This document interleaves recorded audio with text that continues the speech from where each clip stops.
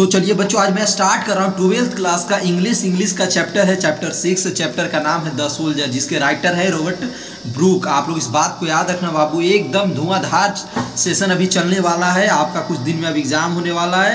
पूरा अभी बता दूंगा इस चैप्टर से जितना भी अभी तक 10 साल में पूछा गया, ऑब्जेक्टिव, सब्जेक्टिव, एक्सप्लेनेशन और समरी सारा बता दूंगा। आप लास्ट तक बस बने रहना सर के साथ, ठीक ना। कमेंट करते रहो। अभी जो देख लियो, पढ़ लियो, उसका रिवीजन हो जाएगा। जो नहीं कुछ जानते हो इंग्लिश के बारे में, अभी सब सीख लो, ठीक ना बाबू। स्टार्ट में कर रहा हूँ आप लोगों का session. In hearts at peace under an English given is from. ये एक लाइन है बाबू, ये क्या है? एक लाइन है बच्चे। ये पूछा गया है आपके एग्जाम में, समझे कि किस पोयम से लिया गया है, ठीक है। ये लाइन कहाँ से लिया गया है, जल्दी इसका आंसर करो फटाफट। मैं देखना चाहता हूँ आप लोग की प्रिपरेशन कैसी है। प्रिपरेशन जल्दी जल्दी दिखा दो, अपना दम दिखा दो सर को, है ना। कितना आपका मेहनत है अभी तक, कितना आप पढ़े हो। फटाफट आंसर करो। समझो आप एग्जाम में बैठ गए हो, ऐसा आपको फीलिंग आनी चाहिए बाबू। चलो फटाफट आंसर करो बच्चों। इसका सही उत्तर होगा, इसका सही उत्तर होगा द सोल्जर। इसका सही उत्तर क्या होगा? द सोल्जर, ठीक ना। अब मैं नेक्स्ट क्वेश्चन पे चलता हूं। नेक्स्ट क्वेश्चन है बाबू,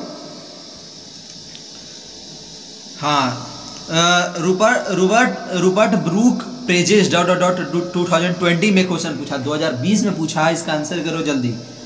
रूबर्ट ब्रूक प्रेजेस ... 2020 में पूछा है। फटाफट आंसर करो बच्चों। इंग्लैंड, जर्मनी, रसिया, अमेरिका। फटाफट आंसर करो, मजा आ जाता है यार आप लोगों के साथ। चलिए चलिए, बहुत सही, बहुत सही, बहुत जबरदस्त सेशन है। लास्ट तक बस बने रहना। आप पीडीएफ वगैरह सब दे दूंगा। आज रात 9:30 बजे सबको पीडीएफ मिल जाएगा, टेंशन मत लेना। सब मिल के आज मैसेज कर दो, पक्का दूंगा। आज हमें एकदम पूरा टाइम निकाल दिया हूँ रात में। इंग्लैंड, ठीक ना। अब चलिए आगे चलते हैं। The soldier is a poem. ये किस तरह का पोएम है? द सोल्जर जो चैप्टर आप पढ़े किस तरह का पोएम है? 2018 में पूछा है। इस पोएम को किस लिए याद किया जाता है? एक यही क्वेश्चन 2-3 तरह से घुमा करके पूछता है बाबू। मैं पूरा रास्ता आपको बता दिया हूँ। द सोल्जर इज ... पोएम, मतलब सोल्जर किस तरह का पोएम है? इसका आंसर करो फटाफट। Love, happy, nature, war. इसका सही आंसर करो। इसी को दूसरी तरह से पूछेगा, इस पोएम को, द सोल्जर को किस रूप में याद किया जाता है? इसका सही उत्तर जल्दी करो बच्चे। बहुत सही, जबरदस्त सेशन चल रहा है। War, the soldier. सोल्जर मतलब ही होता है क्या? सोल्जर का संबंध ऐसे भी क्या होता है? वॉर से होता है। सोल्जर सैनिक, समझ रहे हो। सैनिक का संबंध किससे होगा? वॉर से होगा। द सोल्जर कितना ईजी है, 2018 में पूछा, आप लोग याद कर लो, ठीक ना। समझ ही गए हो। नेक्स्ट क्वेश्चन है बाबू, a sonnet is a poem. हाँ, बहुत इंपॉर्टेंट लाइन है। A sonnet is a poem ... lines 2018 में पूछा है क्वेश्चन, ठीक है। देखिए नीचे एक क्वेश्चन जो है 2018 में पूछा है। हाँ, a sonnet is a poem of ... lines. Sonnet क्या होता है बाबू, जल्दी बताओ। सोनेट कितने लाइन्स का होता है? फटाफट आंसर करो। 2018 में पूछा है। 2018 में पूछा है सोनेट कितने नंबर का होता है। देखिए आर्ट्स 2018 में पूछा है। मैं आर्ट्स और साइंस का कहीं पे डिनोट नहीं करता हूँ, गलती से यहाँ पे आ गया है, ठीक है। तो ऐसे देखिए, sonnet is a poem of ... lines. कितने लाइन्स का होता है एक सोनेट? जल्दी जल्दी बताओ बाबू आप लोग, फटाफट आंसर करो। बहुत इंपॉर्टेंट क्वेश्चन, इस बार कन्फर्म आएगा, 2018 में आया है। सोनेट होती है 14 लाइन्स की, ठीक ना। अब चलिए नेक्स्ट क्वेश्चन पे चलता हूँ। The poet in the soldier is depicting the measures of 2018 में ये भी पूछा है। The poet in the soldier is depicting the मेजरीज of 2018 में पूछा है। जल्दी इसका आंसर करो। War, nature, relation, love. इसमें क्या दर्शाया गया है? द सोल्जर में किसके बारे में बताया गया था? अभी मैं बताया था आपको। जल्दी सही आंसर करो, फटाफट करो बच्चों, जब जितना जल्दी जल्दी आप लोग कर सकते हो। क्या दर्शाया गया? एक वॉर के बारे में, युद्ध के बारे में। सोल्जर है, सोल्जर का अर्थ ही हो गया सैनिक का संबंध किससे होगा? वॉर से होगा, ठीक है। वॉर होगा इसका सही उत्तर। चलिए मैं अब आगे चलता हूँ। In a sonnet the first ... lines are called octave. Octave किसको कहते हैं? सोनेट में दो चीजें होती है, एक ऑक्टेव होती है, एक और होती है, ठीक है। तो ऑक्टेव हम लोग किसको कहते हैं? कितने लाइंस वाले को हम लोग ऑक्टेव कहते हैं? जल्दी आंसर करो। 2014 में पूछा है, एकदम इंपॉर्टेंट क्वेश्चन है। अभी सोनेट तो आपको मालूम चल गया कि 14 लाइंस का होता है, 14 लाइन का। ऑक्टेव कितने लाइन का होता है? जल्दी जल्दी करो बच्चों, जल्दी जल्दी फटाफट आंसर करो। सर के साथ पढ़ने का मतलब होता है आंसर करना, ठीक ना? एकदम इस बार धुआं धुआं छोड़ा देना है 12th एग्जाम में, टेंशन नहीं लेना है बाबू। चलिए, इसका सही उत्तर होगा 8 लाइंस को हम लोग ऑक्टेव कहते हैं। क्या कहते हैं? 8 लाइंस को ऑक्टेव कहते हैं। सोनेट में 2 चीज़ें होती है, ऊपर वाला 8 लाइन होता है, नीचे वाला 6 लाइन होता है। और ओवरऑल को हम लोग कहते हैं 14 लाइन। 14 लाइन को हम लोग सोनेट कहते हैं और ऊपर वाले 8 लाइन को ऑक्टेव कहते हैं, ठीक ना? आपको इसको याद रखना बच्चे, पूरा कॉन्सेप्ट के साथ समझा दिया हूँ। हाँ, आप देखिए तुरंत एक और क्वेश्चन आ रहा है 2015 में। देखिए बात पूछा है, in a sonnet the last dot dot dot lines are known as sestet. इसको क्या कहते हैं? जो ऊपर वाला 8 लाइन को ऑक्टेव कहते हैं, नीचे वाला 6 लाइन को क्या कहते हैं सोनेट में? जल्दी बताओ ना, मजा आ रहा है, बहुत अच्छा लग रहा है। जल्दी आप लोग फटाफट जवाब दो बच्चों, जल्दी जल्दी जवाब दो, जवाब दो जल्दी जल्दी, एकदम मस्त सेशन चल रहा है। In a sonnet the last lines, last line जो होता है, ऊपर वाला 8 लाइन तो होता है ऑक्टेव, नीचे वाला 6 लाइन होता है, 6 लाइन होता है, ठीक है? देखिए गलती से मुंह से निकल गया, उसको हम लोग सेस्टेट कहते हैं। समझ गए क्या कहते हैं उसको? नीचे वाला 6 लाइन, मतलब 6 लाइन का होता है। सेस्टेट कितने लाइन का होता है? 6 लाइन का, ठीक ना? अब आगे चलते हैं बाबू। The dust stands for the dot dot dot, 2013 में पूछा है question. The dust stands for the, dust किसके लिए होता है? Farmer, teacher, leader, soldier. यहाँ पे किसके लिए बातें आई है? जल्दी करो इसका आंसर बच्चों, जल्दी फटाफट फटाफट आंसर करो। अब मैं आगे चलता हूँ, जल्दी जल्दी आंसर करो बच्चों। इसका सही उत्तर होगा सोल्जर के लिए, ठीक है? अब आप लोग समझ रहे हो कि डस्ट मतलब धूल होता है। धूल किसके लिए आ रहा होगा? फार्मर के लिए, क्योंकि भाई किसान का संबंध धूल धक्कड़ से होता है, खेत वेत से। तो यहाँ वो चीज़ें नहीं है। यहाँ डस्ट मतलब जब युद्ध होती है तो वहाँ पे क्या होता है? कितना धुआं धुआं उड़ता है, धूल उड़ता है, समझ रहे हो ना? बारूद उरूद छूटता है, भूमि एकदम क्या पूरा युद्ध स्थल मतलब रंगहीन हो जाती है। आप लोग जानते हो इस बात को। तो वही चीज़ें हैं, सोल्जर में आया है dust, dust stand for the soldier, ठीक ना? अब आगे चलते हैं। अब मैं आपको बताएं बाबू, ऑब्जेक्टिव सब्जेक्टिव सारा करवा दूंगा, आप बस लास्ट तक बने रहना अपने सर के साथ लास्ट तक। देखिए फर्स्ट क्वेश्चन आप लोग का 2019 में पूछा, ऑब्जेक्टिव है। 10 साल में जितना ऑब्जेक्टिव बताया वो बता दिया। अब सब्जेक्टिव है, सब्जेक्टिव के बाद समरी कराऊंगा, समरी के बाद एक्सप्लेनेशन कराऊंगा। मतलब एक वीडियो में आपको सब कुछ मिल जाएगा, आप टेंशन मतलब एक वीडियो 20 मिनट का देख लो, काम खत्म। बस यही करना, इससे ही आपका सब एग्जाम में यही सब तो पूछेगा यार। In the speaker afraid of death 2019 में पूछा, is the speaker afraid of death, क्या मृत्यु से डर रहे हैं आपके स्पीकर? क्या स्पीकर जो आपके लेखक हैं, स्पीकर मीन्स लेखक, पोएट, क्या लेखक मृत्यु से डरते हैं? अब देखिए उसमें नो, अब आंसर है no, the speaker is not afraid of death, he is just laughing to see his death. वह हंसते हैं, वो अपने मृत्यु को देख करके हंसते हैं। It seems as if he enjoying his death, तो कहने का मतलब है वो अपने मृत्यु को भी क्या करेंगे? स्पीकर जो हैं आपके पोएट हैं, वो अपनी मृत्यु का भी क्या करते हैं? वर्णन करते हैं, मृत्यु पे भी का भी इंजॉय करते हैं, है ना? अब मैं आगे चलता हूँ। Next question, what is meant by the phrase a pulse in the eternal mind 2014 में पूछा है। What is meant by the phrase, इस फ्रेज है ये, अ pulse in the eternal mind. ये क्या है बच्चे? इटर्नल माइंड एक क्या है? ये फ्रेज है, 2014 में पूछा है। अब देखिए आंसर इसका मैं पढ़ रहा हूँ।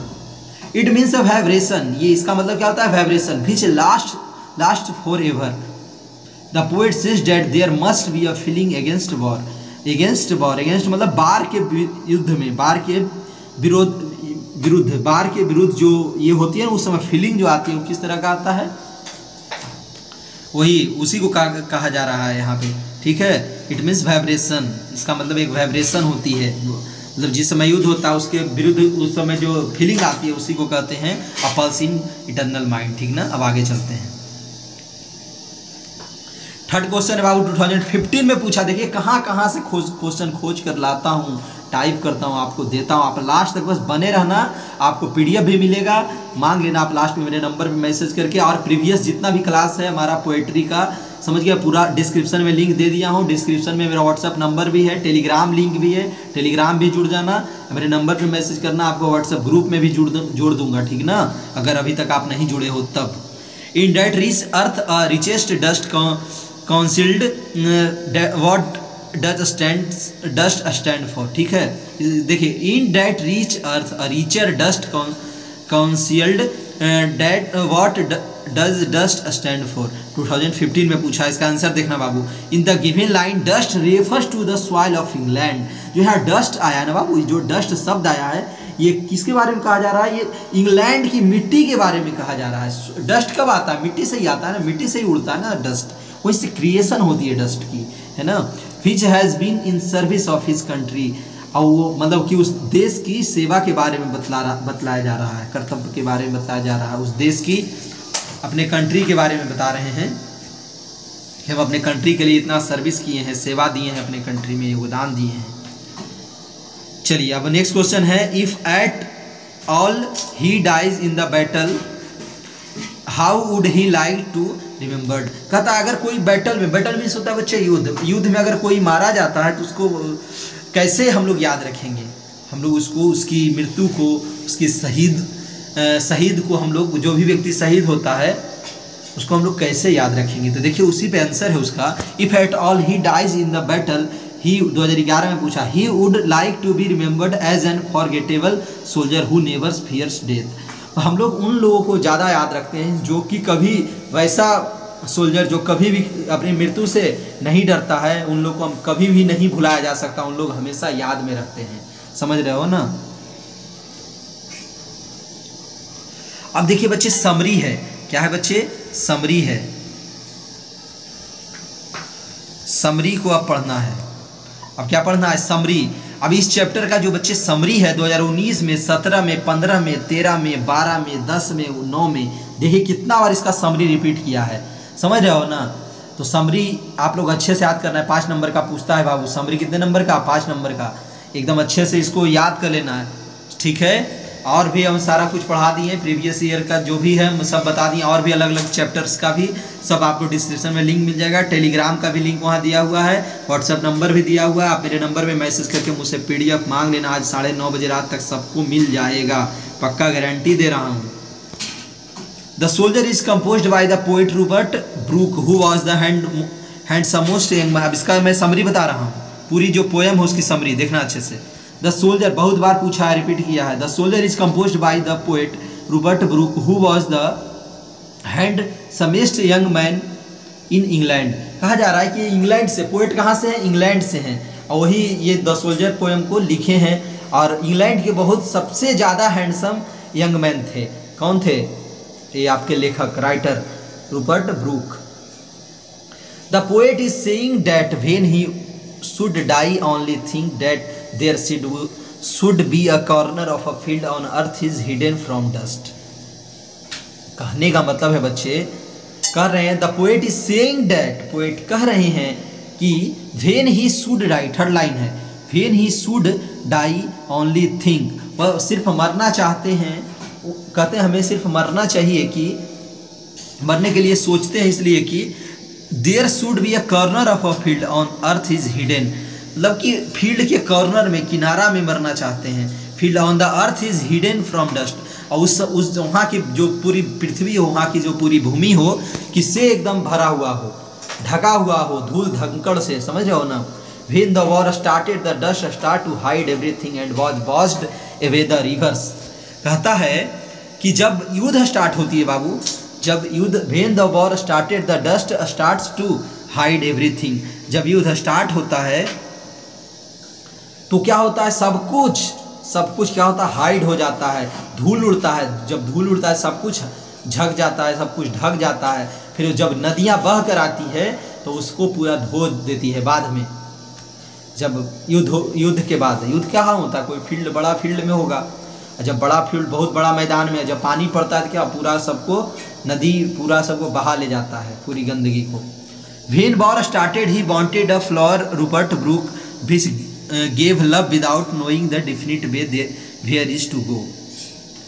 अब नेक्स्ट लाइन है बाबू, he always contact with English air of England। वह हमेशा संपर्क में रहना चाहते हैं, इंग्लैंड की हवा में रहना चाहते हैं, इंग्लैंड की हवा में इंग्लिश के साथ रहना चाहते हैं। He was walking thinking about quarrel war। वह ऐसा टहलते हुए अब युद्ध के बारे में, युद्ध के लड़ाई झगड़े के बारे में क्या कर रहे हैं, सोच रहे हैं टहलते हुए।